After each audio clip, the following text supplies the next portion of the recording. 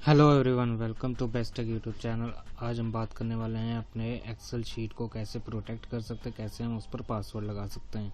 क्योंकि कुछ फाइल्स ऐसी होती है जो कॉन्फिडेंशियल रखी जाती है और थर्ड पार्टी या किसी भी थर्ड पर्सन को नॉलेज में नहीं आनी चाहिए। इसीलिए हम इसे पासवर्ड प्रोटेक्शन लगाना ज़रूरी समझते हैं ताकि वो डाटा सेव रहे। तो उसके लिए हम क्या करेंगे, हम WPS ऑफिस में मैंने ऑलरेडी एक एक्सेल शीट बनाई हुई है, तो मैं उसको पासवर्ड प्रोटेक्ट करके दिखाता हूँ। यहाँ पर आप सिंपली रिव्यू पर जाइए, यहाँ पर प्रोटेक्ट शीट का ऑप्शन आ रहा है, इस पर सिंपली हमें क्लिक करना है और ये देखिए ये पूछ रहा है क्या क्या हमें प्रोटेक्ट करना है। तो हमें उन सबको ओके कर लेना है और यहाँ पर अपना पासवर्ड सेट कर लेना है। इसमें वो सभी ऑप्शन है जो नॉर्मली क्या होता है थर्ड पर्सन एडिट कर सकता है, तो आप अपने मर्जी ज़रूरत के हिसाब से इसे भी टिक या अनटिक कर सकते हैं। तो उसके हिसाब से आप सेट कर लीजिए और सिंपली ओके दबा दीजिए और ये रिकन्फर्म कर दीजिए। बस अब ये आपका जो शीट है वो पासवर्ड प्रोटेक्टेड। आप सिंपली इसको क्लोज करके एक बार हम देखेंगे कि क्या ये सच में पासवर्ड प्रोटेक्टेड है।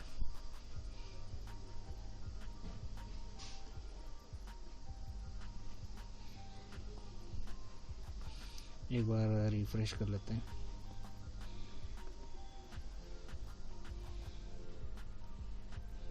दोबारा इसको ओपन करके देखते हैं।